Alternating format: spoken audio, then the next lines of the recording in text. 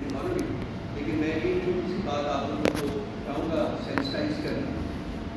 Election से पहले यहाँ कुछ फॉरेन मिशन आए थे, उनमें से एक जो था वो EU का, उसको इलेक्शन असेसमेंट मिशन बता था, और उसका जो मकसद था आने का वो यहाँ pre, during the poll and post poll जो था जो हो रहा था उसकी बेसिस पर उन्होंने एक रिपोर्ट पब्लिश करी। वो तमाम पोलिटिकल पार्टी से मिले थे और उसमें हमारे साथ भी मीटिंग हुई थी, आई पर्सनली मेट, और उन्होंने कहा था हंसी लंबी चौड़ी डिस्कशन वगैरह हुई, बड़े फिक्र लगते थे, बड़े पैशनेट लगते थे कि हम देखेंगे कि क्या हो रहा है इलेक्शन में। और आखिर में मैंने पूछा, उनसे एक सवाल पूछा, मैंने कहा कि ये क्या करेंगे आप, जो कुछ आप जानेंगे इसके बारे में क्या करेंगे? कहते हैं हम एक रिपोर्ट पब्लिश करेंगे। तो मैंने कहा वो रिपोर्ट आप पब्लिश करके पब्लिक करेंगे उसको? तो उन्होंने कहा कि हम हुकूमत पाकिस्तान को देंगे और हुकूमत पाकिस्तान उसको पब्लिश करेगी। मैंने कहा जी कि हुकूमत पाकिस्तान अगर ये रिपोर्ट हाइपोथेटिकली स्पीकिंग क्रिटिकल होती है तो हुकूमत पाकिस्तान को ये पब्लिश नहीं करेगी, जिसके ऊपर उनको कोई जवाब नहीं था। और मैंने उनको कहा था कि 2-2.5 घंटे आपसे मीटिंग में बात की है, लेकिन ऐसा लगता है कि इसका कोई नतीजा नहीं निकलेगा। फास्ट फॉरवर्ड इस महीने की 9 या 10 तारीख को वो रिपोर्ट फाइल होगी और EU ने वो रिपोर्ट जो थी वो हुकूमत पाकिस्तान को wide election commission of Pakistan hand over कर दी। मेरी इन्फॉर्मेशन ये है और बहुत से और लोगों की इन्फॉर्मेशन ये है कि वो रिपोर्ट इंतहाई क्रिटिकल है कॉन्डक्ट ऑफ इलेक्शन में पाकिस्तान के ऊपर, और उसमें pre poll raging, polling day raging and post poll जो सारी 9th मई को जो 9th ऑफ फरवरी को जो हुआ है उसकी मेजर उसकी कंपाइलेशन। तो मैंने एक ट्वीट किया था कुछ दिन पहले जिसमें मैंने डिमांड किया था कि EU जो है वो रिपोर्ट को पब्लिश करे, और लेकिन उसका जो जवाब आया है सोशल मीडिया के थ्रू आया है, आप उसको देख सकते हैं, कंफर्म किया है कि वो रिपोर्ट हैंड ओवर कर दी है। तो मैं आप लोगों की वसातत से, हम लोग PTI के प्लेटफॉर्म से हम डिमांड करते हैं यूरोपियन यूनियन को कि वो इलेक्शंस के बेहतर नफाज के लिए फ्यूचर में वो रिपोर्ट जो है उसको पब्लिक किया जाए, क्योंकि ये पाकिस्तान के अवाम का हक है, और ताकि उनको पता चल सके कि इलेक्शन किस तरीके से इस मुल्क में कंडक्ट किए गए हैं। ये बहुत इंपॉर्टेंट है। इसके बाद कॉमनवेल्थ डेलीगेशन भी आया था, उनकी रिपोर्ट भी मेरा ख्याल है कि पब्लिकेशन की कंपाइलेशन की आखिरी स्टेजेस के ऊपर है, और अगर वो भी उसको पब्लिक नहीं करते तो हम उनसे ये डिमांड करेंगे। तो ये एक छोटी सी बात मैंने आपके साथ शेयर करनी थी। अब मैं तकलीफ दूँगा मुजम्मिल साहब को कि इकॉनमी के ऊपर एंड बाकी रिलेटेड मैटर्स के ऊपर जो है वो आपसे बात करेंगे। Thank you. हाँ, हम यूरोपियन यूनियन को वी कॉलिंग अपॉन देम, क्योंकि यूरोपियन यूनियन में हर सिटीजन का राइट टू एक्सेस है, और वो अगर कोई भी EU का सिटीजन जो हम वो भी सोच रहे हैं कि उसको भी किया जाए कि EU में किसी सिटीजन से रिक्वेस्ट की जाए कि वो रिपोर्ट पब्लिक की जाए। अल्टीमेटली तो हो जाएगी, बट अगर टाइमली वो पब्लिक हो जाए तो उसके पॉजिटिव नतीजे जो है वो आ सकते हैं। जी, बिस्मिल्लाहिर्रहमानिर्रहीम। सबसे पहले तो आप सब लोगों का शुक्रिया, मैं माजरत खा हूँ। 1 घंटा जो है सुबह फ़्लाइट 2.5 घंटे लेट हुई। पाकिस्तान में इस वक्त मामूल बन चुका हुआ है PIA की फ़्लाइट्स, मेरी पिछले 10 में से 6 फ़्लाइट्स लेट हुई हैं, तो कुछ नहीं कर सकते। अच्छा, ये आज जो मैं यहाँ आया हूँ ऑल द वे, उसमें आपको जो है पहली बात तो ये बता दें, क्लैरिफिकेशन दे दें कि PTI ने EU को GSP प्लस पे कोई लेटर नहीं लिखा था, जिस पे हमने पहले भी क्लैरिफिकेशन दे दी थी। और नहायत ही शर्मनाक बात है, मिनिस्टर ऑफ इंफॉर्मेशन जो है अता तारड़, वो जो है एक PMLN के सेल के इंफॉर्मेशन लीडर ज़्यादा रहे और पाकिस्तान के इंफॉर्मेशन मिनिस्टर कम रखे, वो प्रोपेगेंडा फैलाते रहे, और अभी तक उन्होंने इसकी माफ़ी नहीं मांगी। दूसरी चीज़ ये थी कि आपको याद होगा कि हमने भी एक IMF को लेटर लिखा था, और आपको लिखते ही बता दिया था उसके स्पिरिट में कि वो लेटर कतन वो नहीं है कि IMF का प्रोग्राम को रोका जाए, या IMF पाकिस्तान में काम ना करे, या IMF पाकिस्तान के साथ काम ना करे। तो उसका जो है एक IMF की स्पोक्स पर्सन ने बाकायदा उसका जवाब दिया था इंटरनेशनली, और फिर उसके बाद उन्होंने हमें भी उसका रिप्लाई किया, और वो एग्जैक्टली वही रिप्लाई है जो मीडिया में उन्होंने एक प्रेस रिलीज़ जारी की थी। उसकी इम्पॉर्टेंस ये है कि IMF ने जो है स्पोक्स पर्सन हमारे रऊफ साहब को उसका लेटर का जवाब दिया, और ये 8 मार्च को जवाब आया, और उसके बाद IMF पाकिस्तान आया। तो इससे आप ये देख लें कि कितनी अच्छी, जिसे कहते हैं कि एक कॉरेस्पॉन्डेंस हुई। उसमें जो IMF ने जो ख़ास बात की हमारे लिए, इसमें उन्होंने बताया कि IMF ने लेटर रिसीव किया और जो है साथ साथ ये भी बताया, जो मैंने अपनी लास्ट प्रेस कॉन्फ्रेंस में भी बताया था कि IMF का मैंडेट नहीं होता डोमेस्टिक पॉलिटिक्स में। तो उन्होंने उनके वर्डिंग है, ये आप सुन लेते, international institution with a narrow mandate on economic issues does not commit on domestic political developments. However, given the importance of the institutional environment for economic stability and growth, we do encourage free, fair and peaceful resolution of all electoral disputes. that is the key point, ये उन्होंने press release में बताई थी। तो उसके बाद आपको पता है कि IMF पाकिस्तान आया 14 से 19 मार्च तक, और सक्सेसफुली जो है IMF ने अपना प्रोग्राम मुकम्मल किया। मैं सबसे पहले तो कॉन्ग्रेचुलेट करूंगा पूरे पाकिस्तान को कि काफ़ी अरसे के बाद पाकिस्तान ने एक स्टैंड बाय प्रोग्राम मुकम्मल किया, और ख़ुसूसी तौर पे खान साहब, इमरान खान साहब को इस पर शुक्रिया अदा करूंगा, क्योंकि जब ये प्रोग्राम शुरू हुआ था तो IMF जो है इमरान खान साहब के पास आया था और उन्होंने कहा था ये प्रोग्राम उस वक्त शुरू होगा जब उसकी आप कंसेंट देंगे। तो in the interest of Pakistan जो है हमने खान साहब ने इसका जो है कंसेंट दिया था, और ये प्रोग्राम स्टार्ट हुआ था। $3 अरब का स्टेबलाइजेशन प्रोग्राम था, ये जो स्टैंड बाय प्रोग्राम था। उसके बाद जब वो पाकिस्तान में पहले रिव्यू के लिए आए तो उन्होंने फिर हमसे रिक्वेस्ट की थी कि आप हमसे मिलें, और हमारे बोर्ड ऑफ डायरेक्टर कह रहे हैं कि आपसे फिर मिलें, क्योंकि खान साहब अरेस्ट हो चुके हुए थे तो वो नहीं मिल सकते थे। उसके बावजूद वो पाकिस्तान से चले गए, उन्होंने जो है हमसे इंसिस्ट किया। उसके बाद हमारे रऊफ साहब और जो है चेयरमैन गौर साहब क्रिसमस से पहले दिसंबर की आखिरी डेट्स में मिले, और उसके बाद पॉसिबल हुआ 11 जनवरी को पाकिस्तान को किस्त मिली। उसी के तसलसल में हमने उनको ख़त लिखा था, जो हमारी उनसे कम्युनिकेशन होती रही।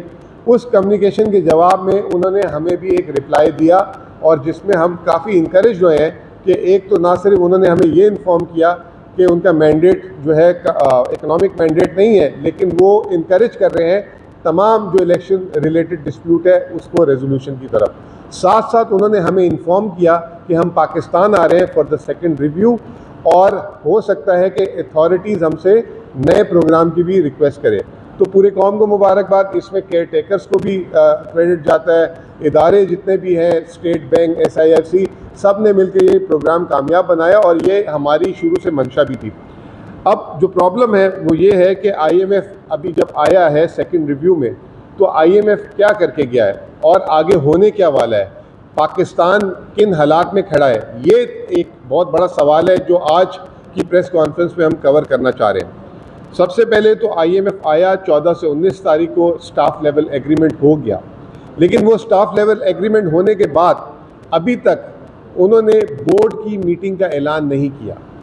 और वो क्यों नहीं किया, उसकी शायद प्राइमरीली वजह आज की अखबारात में भी इसका जिक्र है, कल की अखबारात में भी इसका जिक्र है कि IMF जो है 30 मार्च तक के जो पाकिस्तान के माशी इशारिये डाटा है उसका वेट कर रहा है, और उसके वेट करने के बाद वो ये जो स्टाफ लेवल एग्रीमेंट है वो अपने बोर्ड ऑफ डायरेक्टर्स के पास लेकर जाएगा। तो इसका मतलब ये है कि अप्रैल का आखिरी हफ्ता हो जाएगा, और हो सकता है कि जब वो डाटा देखे और पाकिस्तान के अगर कोई महसूलात, टैक्स महसूलात वगैरह में कोई कमी बेशी हुई, तो हो सकता है कि IMF पहले डिमांड करे कि आप नए टैक्सेस लगाएं। उसकी एक हमने झलक देख ली है, ताजर दोस्त ऐप करके जो एक शुरू हो गई है कि 1 तारीख से जो है रिटेल टैक्सेस वगैरह की बात हो रही है। तो तैयार हो जाए सबसे पहले, कि हो सकता है कि बजाय नए प्रोग्राम के स्टार्ट से पहले ही जो है टैक्सेशन से रिलेटेड चीज़ें जो है और नई चीज़ें आ जाए, जिससे एक महंगाई का तूफ़ान आ जाएगा। IMF अपनी इस रिपोर्ट में जो स्टाफ लेवल एग्रीमेंट करके गया है, वो एक बात बोल के गया, वो ये बोल के गया है कि growth is expected to remain modest, यानी कि पाकिस्तान में ग्रोथ अभी भी इस प्रोग्राम के बावजूद मॉडेस्ट रहेगी। और जो सबसे ज़्यादा जो मेरे आप और सबके लिए परेशान कुन बात है वो ये है कि इन्फ्लेशन जो है, महंगाई जो है, वो टारगेट से अबव रहेगी। अफराते ज़र पाकिस्तान इस वक्त एक ऐसे महंगाई के भंवर में फंसा हुआ है 2022 से, जब से ये PDM की हुकूमत आई थी और फिर केयर टेकर भी उसको ना संभाल सकी। ये 76 साल के रिकॉर्ड तोड़ चुकी हुई है, और ये अभी भी वो कह रहे हैं कि महंगाई पाकिस्तान में टारगेट से ऊपर रहेगी। तो ये एक बहुत ही बुरी खबर है। अब उनका कहना यह है कि अभी भी हम कोशिश कर रहे हैं कि पाकिस्तान में जो है रिफॉर्म्स हों, हमेशा IMF की एक बात होती है कि जी ऑन गोइंग रिफॉर्म्स होने चाहिए, फिजिकल पॉलिसी प्रूडेंट होनी चाहिए, महंगाई कम होनी चाहिए, पाकिस्तान के कर्जे नीचे होने चाहिए, ये सारी बातें हैं। और वो कह रहे हैं कि अब हमसे आपकी अथॉरिटीज़ ने एक नया प्रोग्राम मांगा है।